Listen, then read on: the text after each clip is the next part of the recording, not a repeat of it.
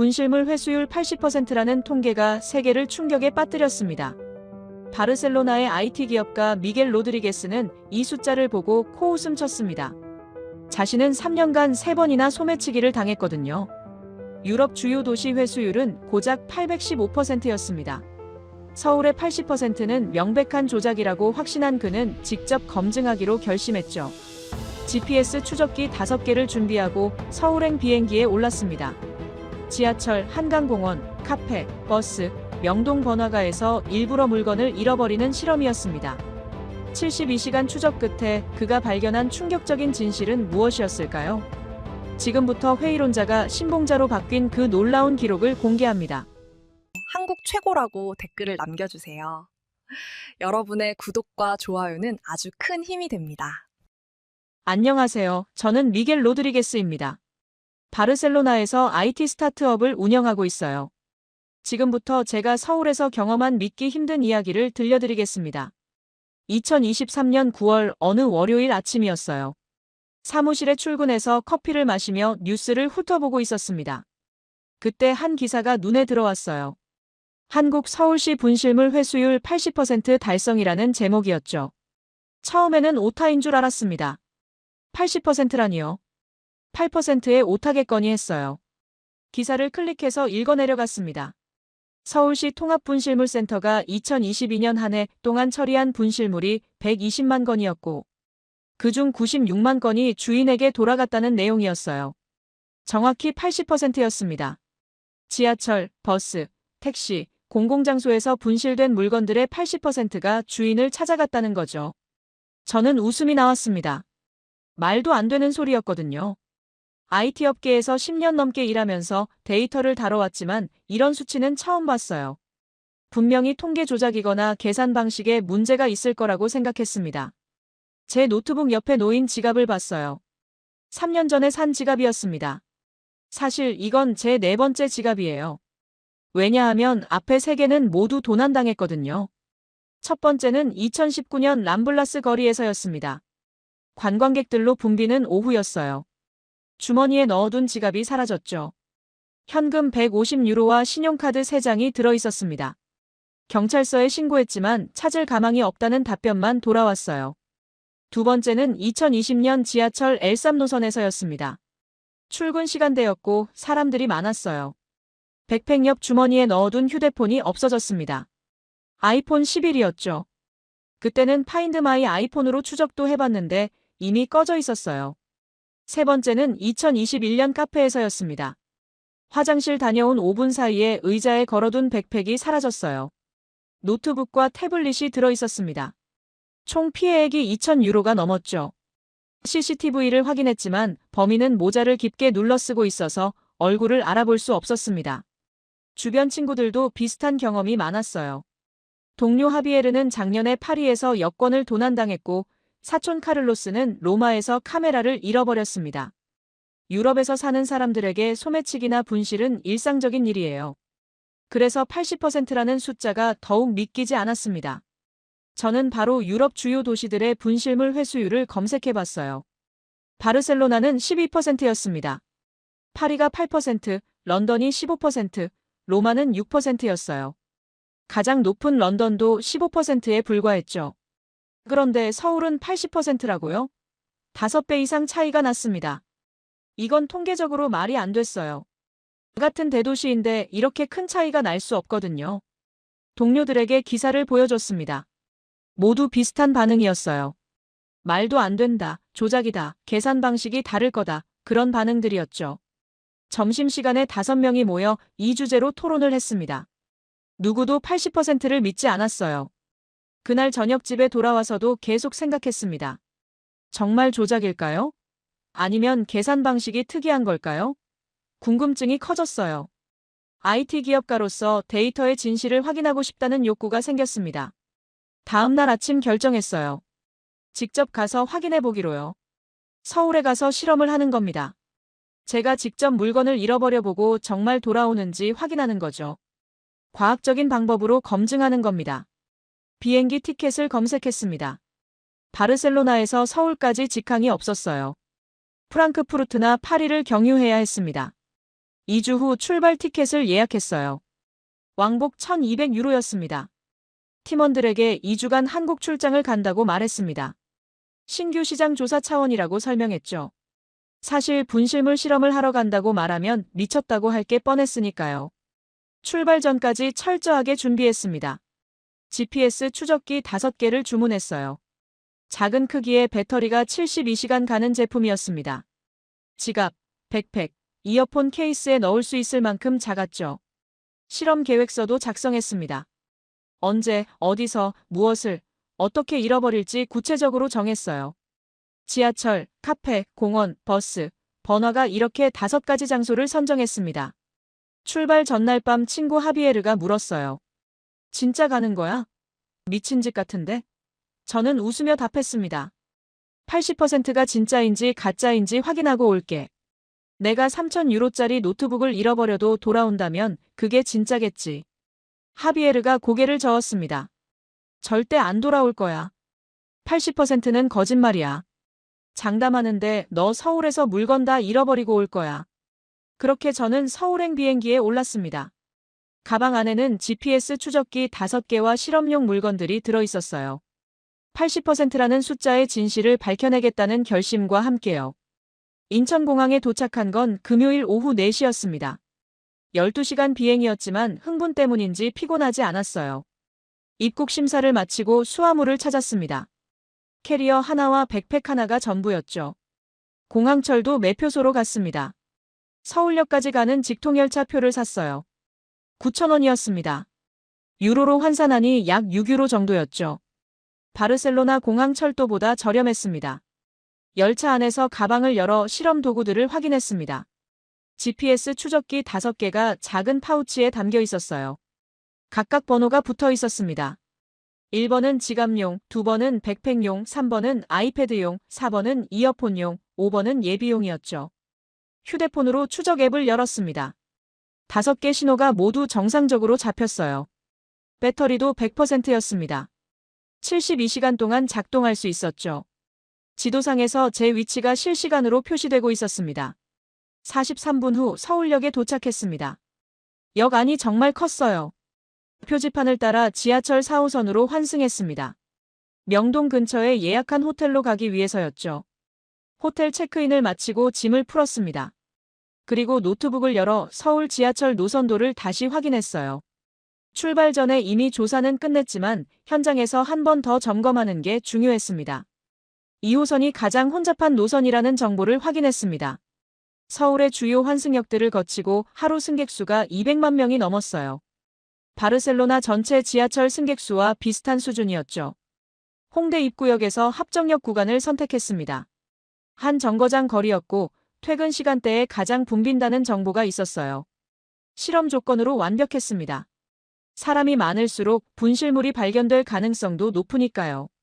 지갑을 꺼냈습니다. 오래된 검은색 가죽 지갑이었어요. 바르셀로나에서 쓰던 건데 이번 실험을 위해 가져왔습니다. 안에 현금 10만 원을 넣었어요. 약 70유로 정도였죠. 신용카드 한 장과 명함도 넣었습니다. GPS 추적기 1번을 지갑 안쪽 주머니에 조심스럽게 넣었습니다.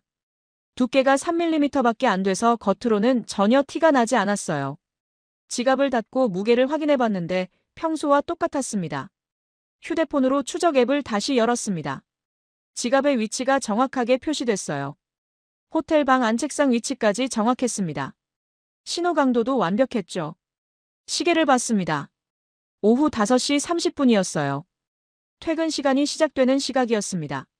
지금 출발하면 6시쯤 홍대 입구역에 도착할 수 있었죠. 완벽한 타이밍이었습니다. 옷을 갈아입고 호텔을 나섰습니다. 명동역에서 4호선을 타고 동대문역 사문화공원역에서 2호선으로 환승했어요. 익선동 방향 열차에 올랐습니다. 지하철 안이 정말 붐볐습니다. 좌석이 모두 차 있었고 서 있는 사람들도 많았어요. 바르셀로나 출근 시간대랑 비슷한 수준이었죠. 창밖으로 역 이름들이 지나갔습니다. 을지로 3가, 을지로 4가, 동대문역 사문화공원. 홍대 입구역 한 정거장 전인 신촌역에서 내렸습니다. 다시 반대 방향 열차를 기다렸어요. 이번에는 시청 방향이었습니다. 5분 후 열차가 도착했고 올라탔습니다. 객차 안을 둘러봤습니다. 7인용 좌석 두 줄이 마주보고 있었어요. 한쪽 끝자리가 비어 있었습니다. 그 자리로 걸어가 앉았어요. 심장이 빨리 뛰기 시작했습니다. 이제 실험을 시작할 시간이었거든요. 가방에서 지갑을 꺼냈습니다. 무릎 위에 올려놓고 휴대폰을 보는 척했어요. 홍대 입구역 안내방송이 나왔습니다. 한국어 다음에 영어, 중국어, 일본어로도 나왔어요. 열차가 속도를 줄이기 시작했습니다. 지갑을 옆자리에 살짝 밀어놓았습니다. 좌석 구석에 자연스럽게 기대어 있게 했어요. 마치 실수로 떨어뜨린 것처럼 보이게 하려고 애썼습니다. 열차가 멈췄습니다. 문이 열렸어요. 저는 일어나서 휴대폰만 들고 내렸습니다. 뒤를 돌아보지 않았어요. 그냥 다른 승객들처럼 자연스럽게 걸었습니다. 개찰구를 빠져나와 9번 출구로 올라갔습니다. 지상으로 나오니 홍대 거리가 보였어요. 사람들이 정말 많았습니다.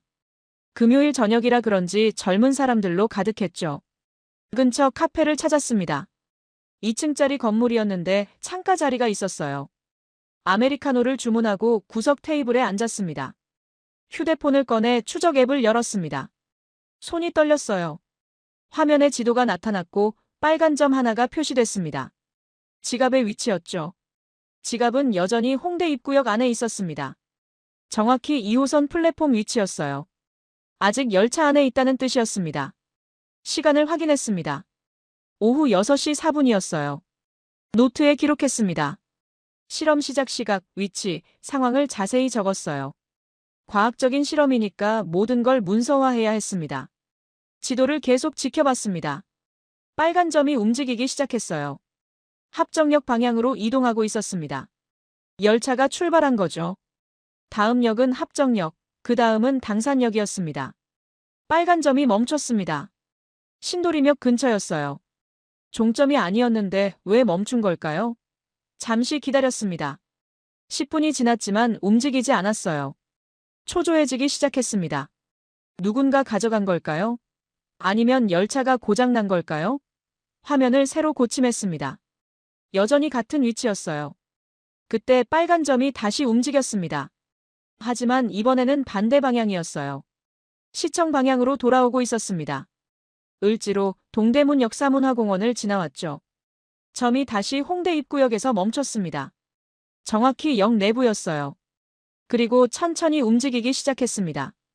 플랫폼을 벗어나 역사 내부로 이동하고 있었죠. 커피를 홀짝였습니다. 손에 땀이 났어요. 정말 분실물 센터로 가는 걸까요? 아니면 누군가 주워서 들고 가는 걸까요? 시계를 봤습니다. 오후 6시 27분이었어요. 지갑을 두고 내린 지 23분이 지났습니다. 72시간 추적의 시작이었죠. 빨간 점이 계속 움직였습니다. 홍대 입구역 내부를 천천히 이동하더니 역 밖으로 나갔어요. 지상으로 올라오는 것 같았습니다. 그리고 특이한 방향으로 움직이기 시작했죠.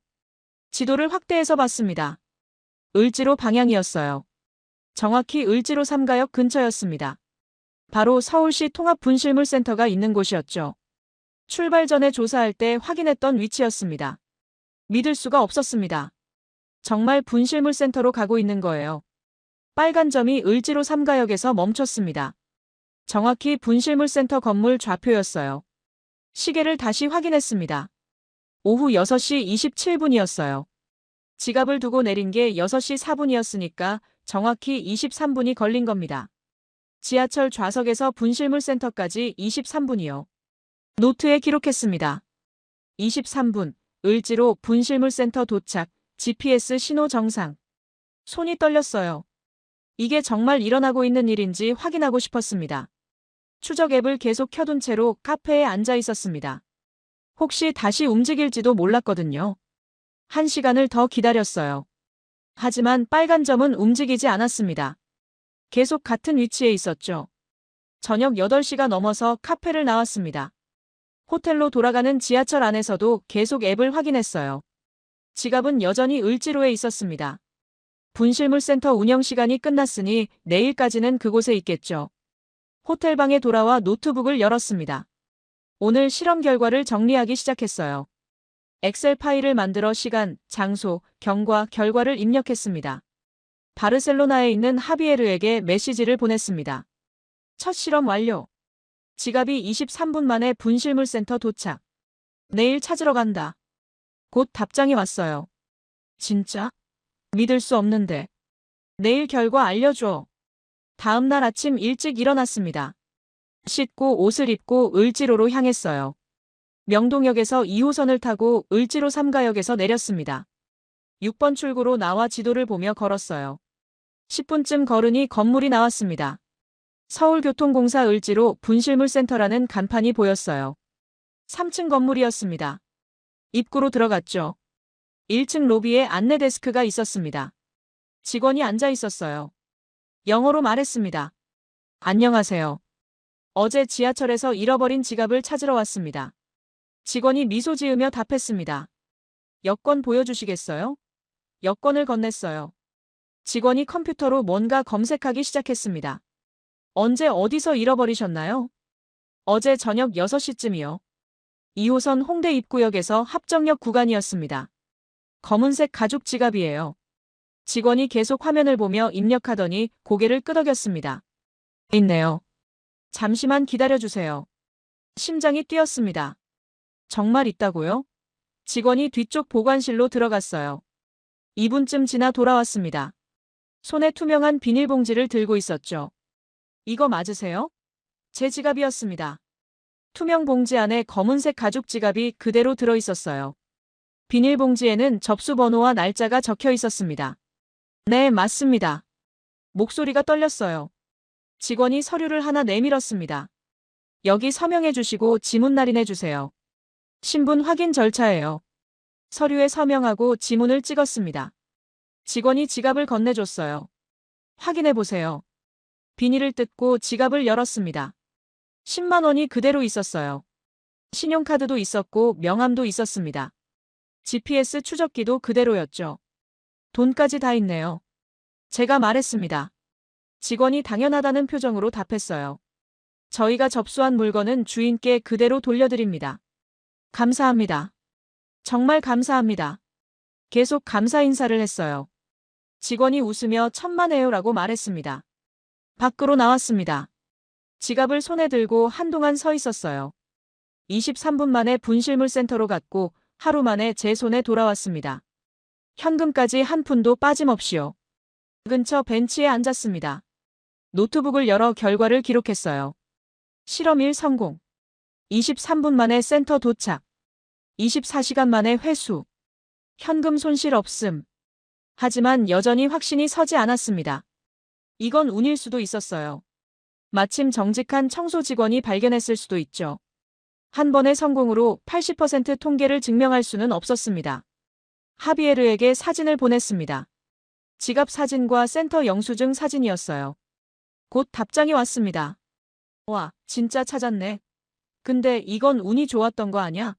한 번으로는 부족해. 맞는 말이었습니다. 과학적 실험은 반복 가능해야 했어요. 한 번의 성공은 우연일 수 있었습니다. 더 많은 실험이 필요했죠. 노트를 펼쳤습니다. 실험 계획 2, 3, 4, 5를 다시 확인했어요. 한강공원, 카페, 버스, 번화가. 4곳이 더 남아 있었습니다. 각각 다른 환경이었고 난이도도 달랐죠. 특히 번화가 실험이 궁금했습니다. 명동이나 강남 같은 곳에서 지갑을 놔두면 어떻게 될까요?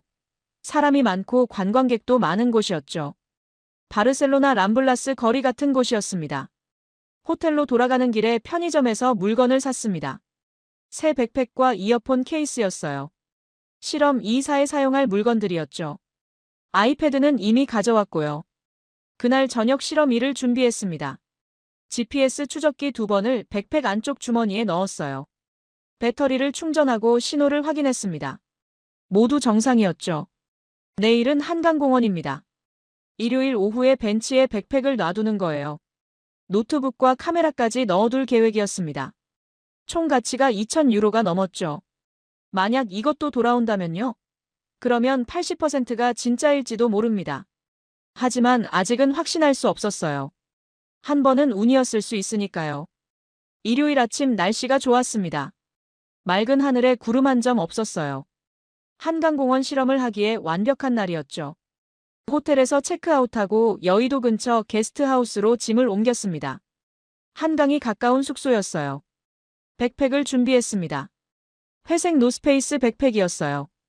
안에 맥북 프로와 소니 카메라를 넣었습니다. 둘 다 작년에 산 최신 모델이었죠. 총 가치가 2,300유로 정도 됐어요. GPS 추적기 2번을 백팩 안쪽 지퍼 주머니에 넣었습니다. 신호를 확인하니 완벽했어요. 배터리도 100%였죠. 72시간 작동 가능했습니다. 오후 2시쯤 여의도 한강공원으로 나갔습니다. 일요일이라 사람들이 정말 많았어요. 자전거 타는 사람, 조깅하는 사람, 돗자리 펴고 앉은 가족들까지 다양했습니다. 공원을 걸으며 적당한 장소를 찾았습니다. 사람들이 많이 지나다니는 곳이어야 했어요. 하지만 너무 눈에 띄는 곳은 곤란했죠. 자연스럽게 입고 간 것처럼 보여야 했습니다. 나무 그늘 아래 벤치를 발견했습니다. 강변 산책로 옆이었어요. 사람들이 계속 지나다녔지만 벤치에는 아무도 없었습니다. 완벽한 장소였죠. 벤치에 앉아 10분 정도 휴대폰을 봤습니다. 주변 사람들이 저를 의식하지 않을 때까지 기다렸어요. 그리고 백팩을 벤치 구석에 놓고 일어났습니다. 근처 편의점으로 걸어갔습니다. 음료수를 사서 밖으로 나왔어요. 벤치에서 50m 정도 떨어진 곳에 앉았습니다. 백팩이 보이는 위치였죠. 휴대폰으로 추적 앱을 열었습니다. 빨간 점이 벤치 위치에 정확히 표시됐어요. 시간을 확인했습니다. 오후 2시 37분이었습니다. 30분을 기다렸습니다. 사람들이 계속 벤치 앞을 지나갔어요. 누군가 벤치에 앉았다가 일어나기도 했습니다. 하지만 백팩을 건드리는 사람은 없었죠. 1시간이 지났습니다. 여전히 백팩은 그대로였어요. 지나가던 아주머니 한 분이 백팩을 보고 멈춰 섰습니다. 주변을 두리번거리더니 그냥 지나갔어요. 오후 4시가 됐습니다. 공원 관리 직원으로 보이는 사람이 쓰레기를 수거하며 지나갔어요. 벤치 근처에 왔을 때 백팩을 발견했습니다. 주변을 살피더니 백팩을 들어올렸죠. 추적 앱을 확인했습니다. 빨간 점이 움직이기 시작했어요. 공원 내부를 천천히 이동하고 있었습니다. 관리사무소 방향이었죠. 30분 후 빨간 점이 멈췄습니다. 여의도 한강공원 관리사무소 위치였어요. 출발 전에 조사했던 곳이었습니다. 시간을 기록했습니다. 백팩을 놓은 지 1시간 23분 만이었어요. 노트에 적었습니다. 실험 2 한강공원 1시간 23분 관리사무소 도착. 이제 다음 실험을 준비할 시간이었습니다. 다음 날 월요일 강남으로 갔습니다. 실험 3를 위해서였어요. 카페에 아이패드를 놓고 오는 겁니다. 강남역 근처는 카페가 정말 많았죠. 2층짜리 카페를 골랐습니다. 창가 자리에 앉아 아메리카노를 주문했어요. 아이패드를 꺼내 테이블에 놓았습니다. GPS 추적기 3번이 케이스 안에 들어있었죠. 1시간 동안 노트북으로 작업했습니다. 주변에 사람들이 많았어요. 대부분 노트북이나 태블릿을 사용하고 있었습니다. 저도 그들 중 한 명처럼 보였죠. 화장실에 간다는 핑계로 일어났습니다. 아이패드는 테이블에 그대로 두고요. 노트북과 가방만 들고 나왔습니다. 계단을 내려가 카페를 나갔어요. 근처 다른 카페로 들어갔습니다. 창가 자리에 앉아 추적 앱을 켰어요. 빨간 점이 보였습니다. 아직 테이블 위에 있었죠. 30분을 기다렸습니다. 점이 움직이지 않았어요. 1시간이 지났습니다. 여전히 같은 위치였죠. 카페 직원도 발견하지 못한 걸까요? 오후 6시가 됐습니다. 카페 영업 종료 시간이었어요. 추적 앱을 확인했습니다. 빨간 점이 움직이기 시작했어요. 카페 내부를 이동하더니 밖으로 나왔습니다. 점이 멈췄습니다. 강남경찰서 위치였어요. 카페에서 300m 정도 떨어진 곳이었습니다. 직원이 경찰서에 맡긴 거죠. 노트에 기록했습니다. 실험 3, 강남 카페, 3시간 23분, 경찰서 도착. 세 번째 실험도 성공이었어요. 화요일에는 버스 실험을 했습니다. 721번 버스를 탔어요. 광화문에서 잠실까지 가는 노선이었습니다. 좌석에 앉아 에어팟을 꺼냈습니다. GPS 추적기 4번을 에어팟 케이스 안에 넣었어요. 에어팟은 빼고 추적기만 케이스에 남겨뒀습니다. 케이스를 좌석 옆에 살짝 놓고 다음 정류장에서 내렸죠. 버스 정류장 벤치에 앉아 추적 앱을 켰습니다. 빨간 점이 움직이고 있었어요. 버스와 함께 이동하고 있었습니다. 잠실 방향으로 계속 갔죠. 1시간 후 점이 멈췄습니다. 잠실역 버스 차고지 근처였어요. 종점이었죠.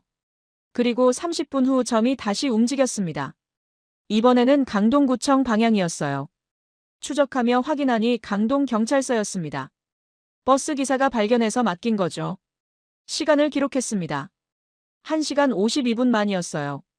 노트를 펼쳤습니다. 실험 1부터 4까지 결과를 정리했어요. 지하철 지갑 23분, 한강 백팩 1시간 23분, 카페 아이패드 3시간 23분, 버스 에어팟 1시간 52분. 4번 모두 성공이었습니다. 하지만 아직 마지막 실험이 남아 있었어요. 가장 어려운 실험이었죠. 명동 번화가에서 지갑을 놓고 오는 겁니다. 토요일 밤이었어요. 가장 혼잡한 시간대였죠. 하비에르에게 메시지를 보냈습니다. 4번 실험 모두 성공. 내일 마지막 실험. 답장이 왔어요. 4번. 정말?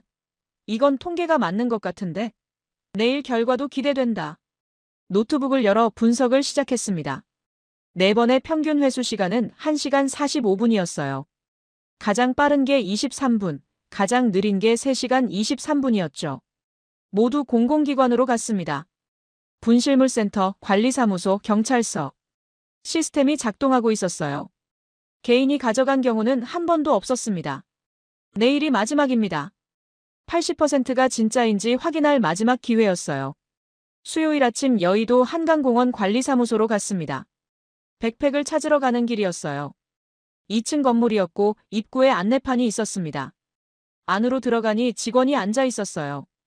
영어로 말했습니다. 안녕하세요. 일요일에 한강공원에서 잃어버린 백팩을 찾으러 왔습니다. 직원이 컴퓨터를 확인했습니다. 어디서 잃어버리셨나요? 여의도 공원 벤치예요. 회색 노스페이스 백팩입니다. 직원이 고개를 끄덕이며 뒤쪽 보관실로 들어갔어요. 잠시 후 제 백팩을 들고 나왔습니다. 이거 맞으세요? 네, 맞습니다. 서류에 서명하고 백팩을 받았어요. 열어서 확인했습니다. 맥북 프로가 그대로 있었습니다. 소니 카메라도 있었어요. 충전 케이블과 마우스까지 전부 그대로였죠. 아무것도 없어지지 않았습니다. 고맙습니다. 정말 감사합니다. 계속 인사를 했어요. 직원이 미소 지으며 말했습니다. 다음부터는 조심하세요. 밖으로 나와 벤치에 앉았습니다. 백팩을 무릎에 올려놓고 한참 바라봤어요. 2,300유로짜리 물건이 한강공원 벤치에 1시간 넘게 있었는데 돌아왔습니다. 바르셀로나였다면 10분 안에 사라졌을 거예요. 람블라스 거리에서는 가방을 등에 메고 있어도 털리는데 벤치에 놔두고 간다니요. 상상도 할 수 없는 일이었습니다. 오후에 강남 경찰서로 갔습니다. 아이패드를 찾으러 가는 길이었어요. 경찰서 1층 민원실로 들어갔습니다. 경찰관이 물었어요. 무슨 일로 오셨나요? 월요일에 강남역 근처 카페에서 잃어버린 아이패드를 찾으러 왔습니다. 경찰관이 컴퓨터를 확인했어요. 어느 카페였나요? 이름이 기억나지 않는데 강남역 2번 출구 근처였어요. 경찰관이 검색하더니 찾았다는 표정을 지었습니다. 카페 직원분이 어제 맡기신 거 있네요. 여권 보여주세요. 여권을 건넸어요. 확인 후 아이패드를 건네받았습니다. 케이스까지 그대로였어요. 화면에 지문 하나 없이 깨끗했습니다. GPS 추적기도 케이스 안에 그대로 있었죠. 감사합니다. 인사하고 경찰서를 나왔어요. 걸으면서 생각했습니다.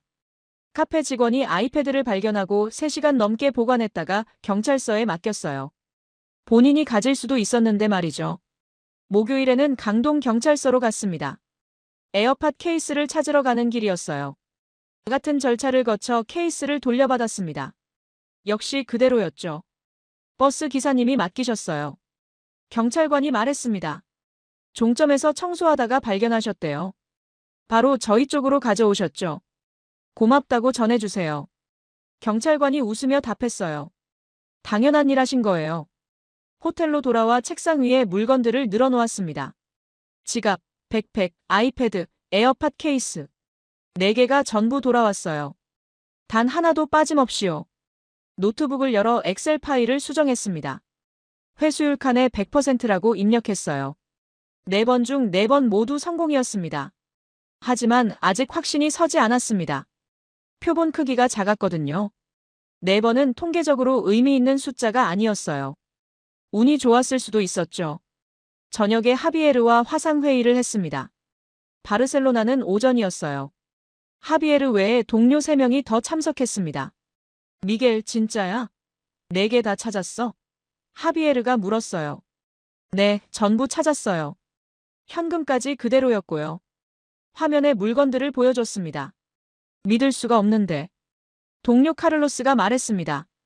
바르셀로나에서는 절대 불가능한 일이야. 백팩을 벤치에 놔뒀는데 돌아온다고. 저도 처음에는 안 믿었어요. 그래서 직접 실험한 거잖아요. 결과는 명확합니다. 4번 다 돌아왔어요. 평균 회수 시간은 1시간 45분이었고요. 이게 시스템이야 아니면 운이야? 동료 루이스가 물었습니다. 아직 모르겠어요. 시스템 같기도 하고요. 모든 물건이 공공기관으로 갔거든요. 근데 4번으로 결론 내리기는 이르지 않아? 하비에르가 말했습니다. 표본이 너무 작아. 한 50번은 해봐야 통계적으로 의미 있지. 맞는 말이었습니다. 과학적으로는 더 많은 실험이 필요했어요. 하지만 저는 이미 2,300유로짜리 백팩과 아이패드를 위험에 빠뜨렸습니다. 더 잃어버릴 수는 없었죠. 내일 마지막 실험할 거야. 명동 번화가에서. 가장 어려운 테스트지. 거기서도 돌아오면 80%가 진짜일 거야. 행운을 빌어. 카를로스가 말했습니다. 근데 솔직히 명동에서는 안 돌아올 것 같은데. 거기 관광객 엄청 많잖아. 화상회의를 끝내고 창밖을 봤습니다. 서울 야경이 펼쳐져 있었어요. 빌딩 불빛들이 반짝이고 있었습니다. 휴대폰으로 유럽 뉴스를 검색했습니다. 파리에서 또 소매치기 사건이 있었어요. 에펠탑 근처에서 관광객 15명이 피해를 봤다는 기사였습니다. 런던에서는 지하철 분실물 처리 시스템이 문제가 되고 있었어요. 직원 부족으로 분실물 회수율이 더 떨어졌다는 내용이었죠. 작년 15%에서 올해 11%로 하락했답니다. 서울과는 완전히 달랐습니다. 여기서는 지하철 청소 직원이 물건을 발견하면 즉시 신고했어요. 카페 직원은 3시간 넘게 보관했다가 경찰서에 맡겼고요. 버스 기사는 종점에서 발견하자마자 경찰서로 가져갔죠. 개인이 아니라 시스템이었습니다. 분실물을 발견하면 공공기관에 맡기는 게 당연한 문화였어요. 법적 의무도 있었지만 그보다는 사회적 규범 같았습니다. 노트에 적었습니다. 가설 한국의 높은 회수율은 인프라와 시민의식의 결합. 검증 필요 더 많은 사례와 인터뷰. 내일 명동 실험이 끝나면 분실물 센터 직원들을 인터뷰해야겠다고 생각했습니다. 시스템이 어떻게 작동하는지 자세히 알아야 했어요. 침대에 누워서도 계속 생각했습니다.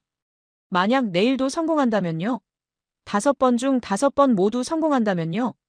그러면 80%가 아니라 100%가 되는 건데요.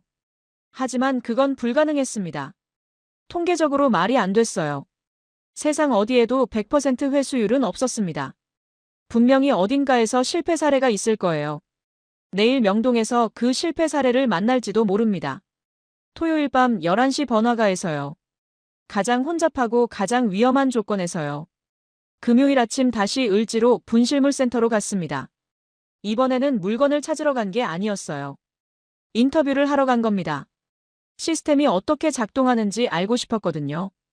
1층 안내 데스크에서 담당자와 만날 수 있는지 물었습니다. 직원이 2층으로 안내해줬어요. 작은 사무실이었고 김 과장님이라는 분이 맞아주셨습니다. 무엇을 도와드릴까요? 김 과장님이 물었어요.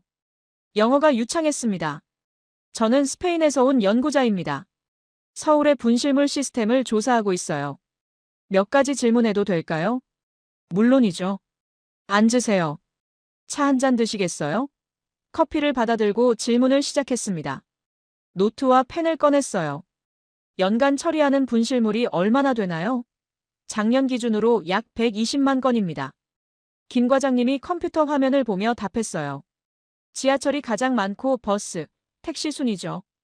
회수율은 어떻게 되나요? 78.3%였습니다. 약 94만 건이 주인에게 돌아갔어요. 나머지는 주인을 찾지 못한 경우죠. 78.3%라는 숫자가 정확하다는 걸 확인했습니다.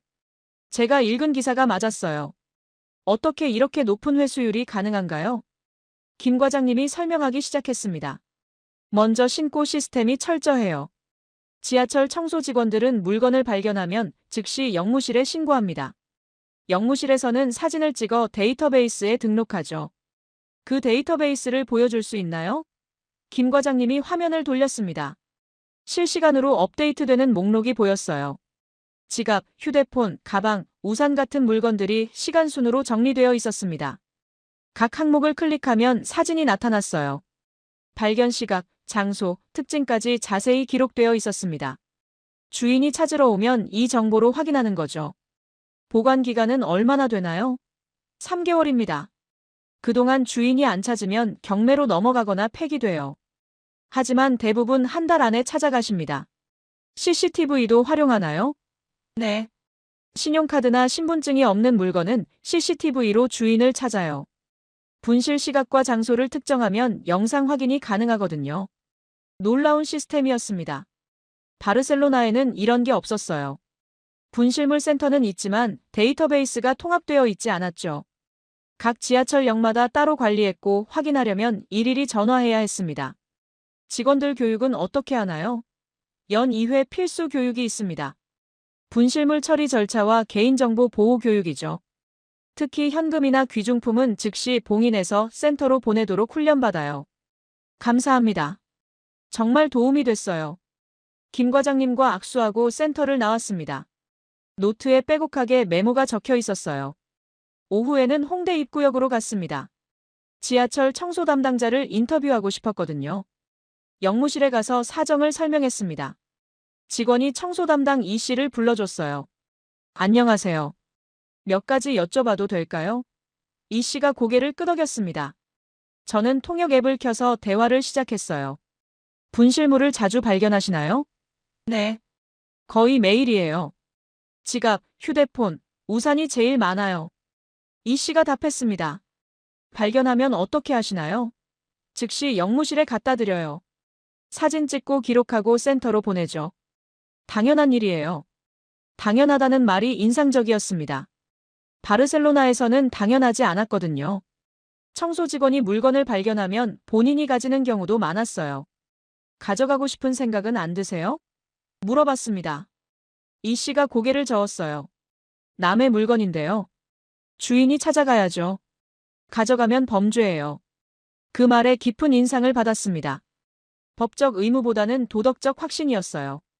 남의 물건은 돌려줘야 한다는 기본적인 믿음이었죠. 혹시 주변에서 물건 가져간 사람 본 적 있나요? 없어요. 다들 신고해요. 안 그러면 CCTV에 찍히고 문제되거든요. CCTV가 억제 효과도 있다는 걸 확인했습니다. 서울 지하철에는 모든 구간에 CCTV가 설치되어 있었어요.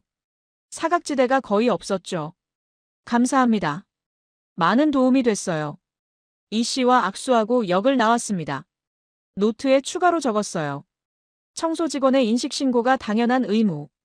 저녁에는 홍대 근처 편의점으로 갔습니다. GS25였어요. 사장님으로 보이는 분이 계산대에 앉아 있었습니다. 실례합니다. 질문 좀 해도 될까요? 사장님이 고개를 들었어요. 저는 다시 통역 앱을 켰습니다. 손님들이 물건을 두고 가는 경우가 많나요? 네. 일주일에 서너 번은 있어요. 휴대폰, 지갑, 우산 같은 거요. 그러면 어떻게 하시나요? 보관해뒀다가 손님이 찾으러 오면 돌려드려요. 며칠 지나도 안 오면 경찰서에 맡기고요. 그냥 가질 수도 있잖아요. 왜 보관하세요? 사장님이 의아하다는 표정을 지었습니다.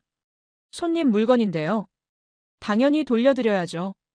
또 당연하다는 말이었습니다. 여기서는 분실물을 돌려주는 게 특별한 일이 아니었어요.